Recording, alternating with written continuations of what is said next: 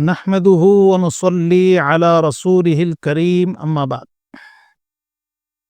اللہ کے نبی صلی اللہ علیہ وسلم کی سیرت کے حوالے سے یہ ہمارا 13واں درس ہے، جس میں ہم غزوہ بدر کے بعد کے حالات پیش کریں گے۔ اللہ رب العالمین نے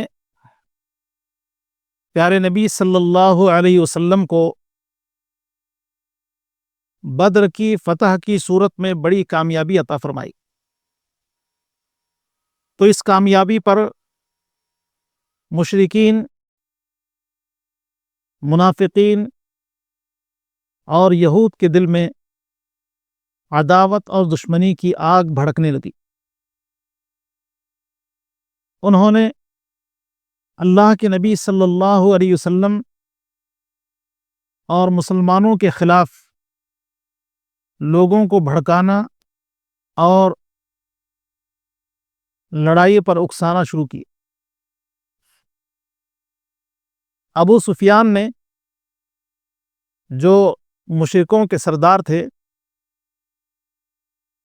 200 افراد پر مشتمل ایک قافلہ لے کر مدینہ پہنچے۔ بنو نذیر کے سردار سے انہوں نے ملاقات کی، بات چیت کی، اور مقام عریض پر انہوں نے مجرمانہ کارروائی کی، کھیتی باڑی کو نقصان پہنچایا۔ اللہ کے نبی صلی اللہ علیہ وسلم کو پتہ چلا تو اللہ کے نبی صلی اللہ علیہ وسلم نے ابو سفیان کا تعاقب کرنا چاہا۔ ابو سفیان اپنے لوگوں کو لے کر راہ فرار اختیار کی۔ اللہ کے نبی صلی اللہ علیہ وسلم اور مسلمانوں کا رعب ان کے دل پر اس قدر پڑا کہ انہوں نے راہ فرار اختیار کرنے کے لیے اپنے ساز و سامان کو پھینکنا شروع کی تاکہ آسانی کے ساتھ ہم نکل سکیں۔ ستو کی جو بوریاں ان کے ساتھ تھیں، بوجھ کو ہلکا کرنے کے لیے ستو کی بوریاں پھینکتے چلے گئے۔ تو اس کارروائی کو غزوہ سویق کے نام سے جانا جاتا ہے۔ یہود اللہ کے نبی صلی اللہ علیہ وسلم کے بارے میں دشمنی کی آگ بھڑکا رہے تھے۔ پیارے نبی صلی اللہ علیہ وسلم نے کعب بن اشرف کے حوالے سے فرمایا کہ کون ہے جو کعب بن اشرف کا معاملہ صاف کر دے۔ محمد بن مسلمہ رضی اللہ تعالیٰ عنہ نے اللہ کے نبی صلی اللہ علیہ وسلم سے کہا کہ اللہ کے نبی، میں کعب بن اشرف کی خبر لیتا ہوں، اور ساتھ ہی اللہ کے نبی صلی اللہ علیہ وسلم سے انہوں نے اجازت طلب کی کہ اللہ کے نبی، اس کارروائی میں آپ کے خلاف اگر گفتگو کرنی پڑے تو کر سکتا ہوں کہ نہیں؟ اللہ کے نبی صلی اللہ علیہ وسلم نے کہا کہ ٹھیک ہے۔ چنانچہ محمد بن مسلمہ رضی اللہ تعالیٰ عنہ نے اپنے ساتھیوں کو لیا اور کعب بن اشرف کے پاس گئے۔ کعب بن اشرف مالدار انسان تھا، خوبصورت آدمی تھا، اچھا لباس پہنتا تھا اور عمدہ عطر استعمال کرتا تھا، اور محمد بن مسلمہ رضی اللہ تعالیٰ عنہ سے ایک تعلق بھی تھا۔ محمد بن مسلمہ رضی اللہ تعالیٰ عنہ کعب بن اشرف کے پاس پہنچے اور ہمارے نبی صلی اللہ علیہ وسلم کے بارے میں کہا کہ اس نبی نے تو ہمیں بہت پریشان کر دی، ہم سے زکوٰۃ و صدقات کا مطالبہ کیا جاتا ہے اور ہمارے پاس مال ہے نہیں، ہم کہاں سے ہر وقت صدقات و خیرات کرتے رہیں گے؟ ہمیں کچھ مال چاہیے، ہم صدقات و خیرات کے طور پر محمد صلی اللہ علیہ وسلم کے پاس اپنا مال جمع کرنا چاہتے ہیں۔ کعب بن اشرف نے کہا کہ ٹھیک ہے، میں مال دینے کو تیار ہوں، لیکن رہن کے طور پر آپ اپنی بیویوں اور بچوں کو میرے پاس رکھ دیں۔ تو انہوں نے کہا کہ یہ کیسی بات ہوئی؟ اگر ہم اپنی بیویوں اور بچوں کو آپ کے پاس رکھیں گے تو کل لوگ تانا دیں گے کہ دیکھو کچھ پیسوں کے لیے اپنی بیوی اور بچوں کو انہوں نے رہن میں رکھا ہے۔ پھر کہا کہ ہمارا جو جنگی ساز و سامان ہے اس کو ہم بطور رہن کے آپ کے پاس رکھ دیں گے، آپ ہمارا سامان رکھ لیں اور ہمیں کچھ مالی مدد کریں۔ تو کعب بن اشرف نے کہا کہ ٹھیک ہے۔ محمد بن مسلمہ رضی اللہ تعالیٰ عنہ اور ان کے ساتھیوں نے اپنا ساز و سامان لے لیا اور رات کعب بن اشرف کے گھر پہنچے۔ محمد بن مسلمہ نے کعب بن اشرف کو آواز دی تو گھر والوں نے کہا کہ رات کے وقت کون آ گیا ہے؟ کہیں ایسا نہ ہو کہ کوئی دشمن لڑائی بھڑائی کے لیے آ گیا ہو۔ تو کعب بن اشرف نے کہا کہ نہیں، یہ محمد بن مسلمہ ہے، ایسے خطرے کی کوئی بات نہیں۔ جب کعب بن اشرف محمد بن مسلمہ رضی اللہ تعالیٰ عنہ اور ان کے ساتھیوں سے ملاقات کے لیے آیا تو گفتگو چلتی رہی، خوشگوار انداز میں باتیں چلتی رہیں اور چہل قدمی ہوتی رہی۔ گفتگو کے دوران کعب بن اشرف سے کہا گیا کہ آپ نے بڑی اچھی خوشبو لگائی، جی چاہتا ہے کہ آپ کی خوشبو سے فائدہ اٹھایا جائے۔ چنانچہ اس نے کہا کہ ٹھیک ہے، آپ میری خوشبو سے فائدہ اٹھائیں۔ محمد بن مسلمہ اور ان کے ساتھیوں نے یہ پروگرام پہلے ہی سے بنا رکھا تھا کہ ہم کعب بن اشرف کو اپنی باتوں میں لے لیں گے اور اس کی خوشبو سے بھی فائدہ اٹھائیں گے اور اسی حوالے سے اس کا کام تمام کر دیں گے۔ تو ایک دفعہ سبھوں نے خوشبو سے فائدہ اٹھا لی، پھر باتیں چلتی رہیں۔ دوسری دفعہ پھر کہا کہ آپ کی خوشبو ہم لینا چاہتے ہیں۔ تو ایک ساتھی نے کعب بن اشرف کے بالوں میں ہاتھ ڈالا اور بالوں کو سونگھنے لگے، اور دوسرے ساتھیوں نے حملہ کیا اور کعب بن اشرف کے معاملے کو صاف کر دیا۔ کعب بن اشرف اللہ کے نبی صلی اللہ علیہ وسلم اور مسلمانوں کے خلاف گفتگو کیا کرتا تھا، شاعر تھا، مسلمان عورتوں کے بارے میں شاعری کرتا تھا، تو اس کا شر بڑھ گیا تھا، اس لیے اللہ کے نبی صلی اللہ علیہ وسلم نے اس کو راستے سے ہٹانا مناسب سمجھا۔ اور ادھر مکہ کے مشرک بدر کا انتقام لینا چاہتے ہیں۔ ابو سفیان نے تجارتی قافلے سے جو کچھ منافع حاصل کیا تھا اس منافع کو خاص کر دیا گیا مسلمانوں سے لڑائی کے لیے، اور پھر اطراف و اکناف میں مسلمانوں کے خلاف باتیں کی جانے لگی، یہاں تک کہ ابو سفیان نے 3000 آدمیوں کو تیار کیے اللہ کے نبی صلی اللہ علیہ وسلم کے خلاف، اور وہ لوگ لڑائی کے لیے احد کے دامن میں پہنچ گئے۔ اللہ کے نبی صلی اللہ علیہ وسلم کو اس کارروائی کی خبر تھی۔ پیارے نبی صلی اللہ علیہ وسلم کو عباس رضی اللہ عنہ، جو اللہ کے نبی صلی اللہ علیہ وسلم کے چچا ہیں، انہوں نے خبر کر دیا تھا کہ مکہ میں اس وقت کیا چل رہا ہے۔ اللہ کے نبی صلی اللہ علیہ وسلم نے صحابہ اکرام رضوان اللہ علیہم اجمعین سے مشورہ کی۔ پیارے نبی صلی اللہ علیہ وسلم کا خیال یہ تھا کہ مدینہ میں رہ کر ہم دفاع کریں گے، لیکن کچھ نوجوان جذباتی ہو گئے جو بدر میں شریک نہ ہوئے تھے، انہوں نے کہا کہ نہیں، ہم کھلے میدان میں مشرکوں سے لڑائی کریں گے۔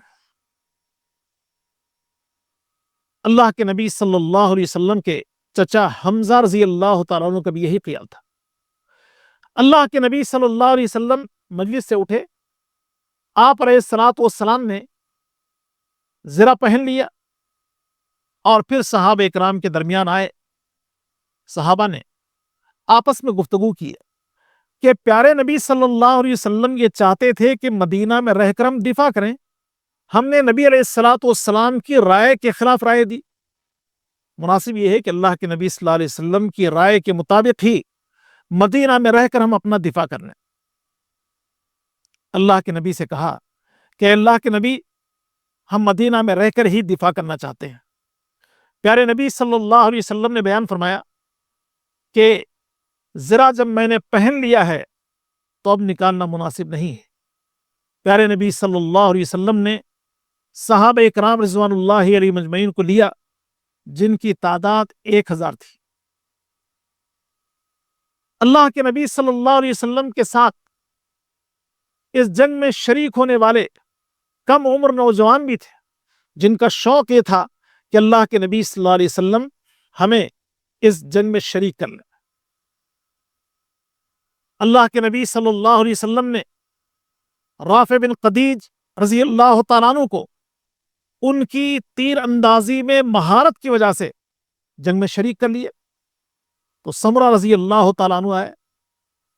انہوں نے کہا کہ اللہ کے نبی آپ نے رافع کو رضی اللہ عنہ جنگ میں شریک کر لیا ہے جبکہ میں ان کے مقابلے میں بہتر ہوں. میں کشتی میں ان کو پچھاڑ سکتا ہوں. بالآخر انہوں نے رافع رضی اللہ تعالیٰ عنہ کو کشتی میں پچھاڑ دیا تو اللہ کے نبی صلی اللہ علیہ وسلم نے ان کو بھی شامل کر لیا. تو معلوم یہ ہوتا ہے کہ بڑے ہی ذوق اور شوق کے ساتھ صحابہ اکرام رضوان اللہ علیہ مجمعین نے حصہ لی. اور جب بدر کے میدان کے بالکل قریب آ گئے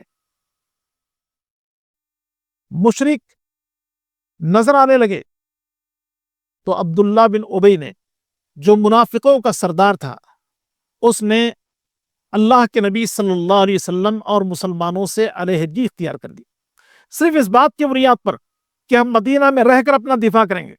سمجھایا گیا لیکن وہ بزید ہو گئے. آخر 300 آدمیوں کو لے کے عبداللہ ابن ابی مدینہ کی طرف آ گئے. اللہ کے نبی صلی اللہ علیہ وسلم احد کے میدان میں پہنچے. نبی علیہ الصلوۃ والسلام نے صحابہ اکرام رضوان اللہ علیہ مجمعین کی صفوں کو درست کیا اور آپ علیہ الصلوۃ والسلام نے 3 مختلف پرچم مختلف صحابہ اکرام کو دیے. مہاجرین کا پرچم اللہ کے نبی صلی اللہ علیہ وسلم نے مصعب ابن عمیر رضی اللہ تعالیٰ عنہ کو دیا. اوس کا پرچم اللہ کے نبی صلی اللہ علیہ وسلم نے اسید ابن حضیر رضی اللہ تعالیٰ عنہ کو دیا. خزرج کا پرچم اللہ کے نبی صلی اللہ علیہ وسلم نے حباب بن منذر رضی اللہ تعالیٰ عنہ کو دیا. پیارے نبی صلی اللہ علیہ وسلم نے صحابہ اکرام رضوان اللہ علیہ مجمعین کو جنگی حکمت عملی کے پیش نظر مختلف مقامات پہ ٹھہرا دیے اور 50 تیر اندازوں کو اللہ کے نبی نے جبل رمات پر کھڑا کر دیے اور ان کا امیر عبداللہ ابن جبیر رضی اللہ تعالیٰ عنہ کو بنایا اور انہیں پیغام دیا گیا کہ ہار ہو یا جیت ہو اس مقام کو نہیں چھوڑنا. اللہ کے نبی صلی اللہ علیہ وسلم نے جنگی حکمت عملی کے پیش نظر اس مقام پر صحابہ اکرام کو بٹھا دیا تھا. صورت کچھ اس طرح تھی کہ پشت کے جانب احد پہاڑ اور سامنے مدینہ اور دشمن کی فوج. درمیان میں ایک راستہ نکلتا ہے. اس راستے کو بند کرنے کے لیے اللہ کے نبی صلی اللہ علیہ وسلم نے 50 تیر اندازوں کو جبل رمات پر بٹھا دیا تھا. اور جب لڑائی شروع ہوئی پہلے مرحلے میں مسلمان غالب نظر آئے, دشمن کی فوج بھاگتی نظر آئی اور جبل رمات کی جانب سے مسلمانوں پر حملہ کرنے کے لیے 3 دفعہ لوگوں نے کوشش کی لیکن ناکامی کی صورت دیکھنی پڑی. اور جب مشرک لوگ بھاگنے لگے تو جبل رمات پر بیٹھے ہوئے جو مسلمان ہیں ان کے درمیان اختلاف ہوا.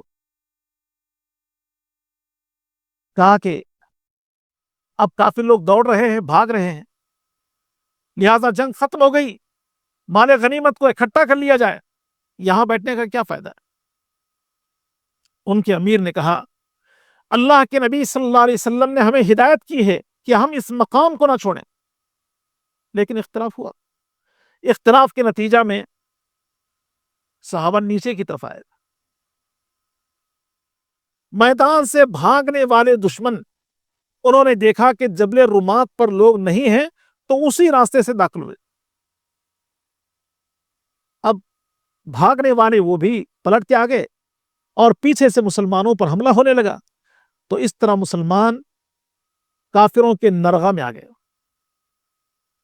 اللہ کے نبی صلی اللہ علیہ وسلم کے ساتھ مختصر سی جماعت تھی۔ پیارے نبی صلی اللہ علیہ وسلم نے صحابہ اکرام رضوان اللہ علیہ مجمعین کو آواز لگایا۔ اللہ کے نبی صلی اللہ علیہ وسلم کی طرف سے دفاع کے لیے صحابہ تیزی کے ساتھ نبی علیہ الصلوۃ والسلام کے پاس آئے۔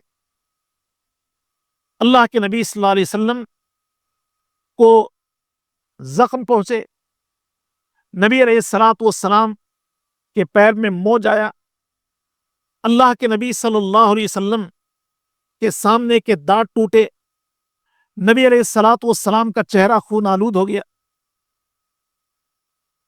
آپ علیہ الصلوۃ والسلام نے ایک چٹان کے پیچھے ابو بکر رضی اللہ تعالیٰ عنہ، عمر رضی اللہ تعالیٰ عنہ کے ساتھ پناہ لیا۔ صحابہ اکرام رضوان اللہ علیہ مجمعین میں ایک شوق تھا، جذبہ شہادت تھا۔ انس بن نضر رضی اللہ تعالیٰ عنہ احد کے دامن میں کہتے ہوئے جا رہے تھے کہ مجھے احد کے دامن سے جنت کی خوشبو آ رہی ہے۔ ابو دجانہ رضی اللہ تعالیٰ عنہ اللہ کے نبی صلی اللہ علیہ وسلم سے انہوں نے تلوار لیا اور اس تلوار کا حق ادا کرنے کے لیے کافروں کی کھوپڑیوں پر حملہ کرتے رہے۔ اور حمزہ رضی اللہ تعالیٰ عنہ یہ بھی بڑی بہادری کے ساتھ لڑتے رہے۔ مسلمان زخمی ہوئے، 70 صحابہ اکرام شہید ہو گئے۔ ابو سفیان انہوں نے کہا کہاں ہے محمد، کہاں ہے ابو بکر، کہاں ہے عمر؟ اللہ کے نبی صلی اللہ علیہ وسلم نے کہا کہ کوئی جواب نہ دے، خاموشی اختیار کر لی۔ تو ابو سفیان نے کہا اعلو حبل، حبل کی جے ہو۔ تو اللہ کے نبی صلی اللہ علیہ وسلم نے کہا کہ اب جواب دو۔ کہا گیا کہ اللہ کے نبی ہم کیا کہہ کر جواب دیں؟ تو اللہ کے نبی نے فرمایا تم کہو اللہ اعلی و اجل، اللہ رب العالمین بلند و برتر ہے۔ پھر ابو سفیان نے کہا لنا عزا ولا عزا لکم، ہمارے لیے عزا ہے، تمہارے لیے عزا نہیں۔ تو اللہ کے نبی صلی اللہ علیہ وسلم نے کہا کہ جواب دو۔ کہا گیا کہ اللہ کے نبی ہم جواب کس طرح دیں؟ پیارے نبی صلی اللہ علیہ وسلم نے کہا کہ تم کہو اللہ مولانا ولا مولا لکم، اللہ ہمارا ولی اور کارساز ہے، تمہارا کارساز نہیں۔ ابو سفیان نے مکہ کی راہ لے لی۔ اللہ کے نبی صلی اللہ علیہ وسلم اور مسلمان میدان میں ہیں۔ پیارے نبی صلی اللہ علیہ وسلم نے شہداء کی خبر لیا۔ اللہ کے نبی نے کہا فلاں کو دیکھو، فلاں کو دیکھو۔ نبی علیہ الصلوۃ والسلام نے سب کی خبر لی، جو لوگ شہید ہو گئے تھے۔ اللہ کے نبی صلی اللہ علیہ وسلم نے ان کو احد کے میدان ہی میں دفن کیا۔ ابو سفیان نے گرچہ میدان چھوڑ دیا تھا، اللہ کے نبی صلی اللہ علیہ وسلم میدان میں۔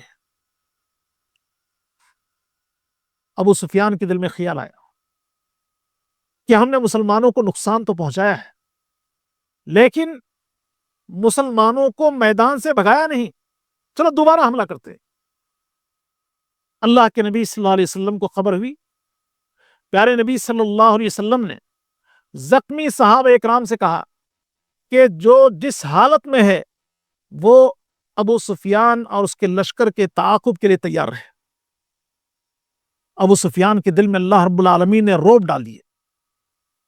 اللہ کے نبی صلی اللہ علیہ وسلم نے حمراء الاسد نامی مقام تک پیچھا کیا اور ابو سفیان نے مکہ کی راہ لے لی۔ اللہ کے نبی صلی اللہ علیہ وسلم مدینہ کی طرف رواں دوا ہے۔ پیارے نبی صلی اللہ علیہ وسلم نے یہاں شہداء کی خبر لے لی تو اللہ کے نبی صلی اللہ علیہ وسلم کے ساتھ جو صحابیات تھیں انہوں نے بڑی ہمت سے کام لیا، عزیمت سے کام لیا، اپنے شہداء پر واویلا نہیں کیا، نوحہ نہیں کیا۔ اور جب اللہ کے نبی صلی اللہ علیہ وسلم مدینہ میں داخل ہو رہے تھے تو حمنہ بنت جہش رضی اللہ عنہا انہیں خبر دی گئی کہ تمہارے فلاں اس جنگ میں کام آ گئے، یعنی شہید ہو گئے، اور تمہارے فلاں اس جنگ میں کام آ گئے۔ تو انہوں نے کہا انا للہ و انا الیہ راجعون۔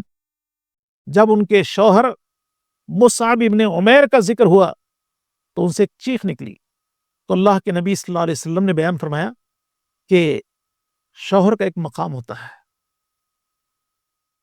قبیلہ بنو دینار کی ایک خاتون مدینہ کی راہ میں، مدینہ کے راستے پر کھڑی اور آنے والوں سے خبر لے رہی۔ کہا گیا کہ تمہارے فلاں مارے گئے، تمہارے فلاں شہید ہو گئے۔ تو اس نے کہا کہ یہ بتاؤ اللہ کے نبی صلی اللہ علیہ وسلم کیسے ہیں؟ جب نبی علیہ الصلوۃ والسلام کے بارے میں خبر دی گئی کہ اللہ کے نبی بخیر ہیں تو اس خاتون نے کہا کل مصیبت بعدک جلل، اللہ کے نبی صلی اللہ علیہ وسلم سلامت ہیں تو اب میری مصیبت کوئی مصیبت نہیں ہے۔ تو ایک آزمائش تھی، بہت سے لوگ زخمی ہو گئے، 70 صحابہ اکرام شہید ہو گئے، لیکن اس شہادت پر ان کے رشتہ دار، عزیز و اقارب بڑے خوش تھے۔ اور اللہ رب العالمین نے اس جنگ کے حوالے سے یہ بیان فرمایا کہ اس جنگ میں جو نقصان کا سامنا ہوا یہ تو اللہ کی مرضی ہے ہی، اور دوسرا یہ کہ اللہ رب العالمین دنوں کو پھیرتا ہے۔ بدر میں تم غالب رہے تو احد میں ان کو تھوڑا سا غلبہ حاصل ہو گیا، اور پھر یہ کہ مسلمانوں میں سے کچھ لوگ شہادت کے آرزو مند تھے، تو شہادت تو ایسی ہی نہیں ملنی تھی، تو شہادت کے لیے ایک راستہ اللہ رب العالمین نے کھول دیا۔ اللہ کے نبی صلی اللہ علیہ وسلم نے شہداء کو جب احد کے میدان میں دفن کیا تو حفاظ قرآن کو اللہ کے نبی صلی اللہ علیہ وسلم نے پہلے قبر میں اتارا۔ مصعب بن عمیر رضی اللہ تعالیٰ عنہ جب ان کو کفن دیا جا رہا تھا تو چادر پوری نہیں ہو رہی تھی، سر کے جانب کھینچتے تو پیر کھل جاتے، پیر کے جانب چادر کو کھینچا جاتا تو سر کھل جاتا، آخر سر کے جانب چادر کو کھینچا گیا اور پیر کے جانب گھاس رکھی گئی اور ان کو دفن کیا گیا۔ تو یہ کچھ باتیں غزوہ احد کے حوالے سے ہم نے آپ کے سامنے رکھا۔ اللہ تعالیٰ سے دعا ہے کہ اللہ ہم سب کو اللہ کے نبی صلی اللہ علیہ وسلم کی سیرت پڑھنے اور آپ علیہ الصلوۃ والسلام کی زندگی کو اسوہ اور نمونہ بنانے کی توفیق عطا فرمائے۔ آمین وآخر دعوانا الحمد للہ رب العالمین، والسلام علیکم ورحمۃ اللہ وبرکاتہ۔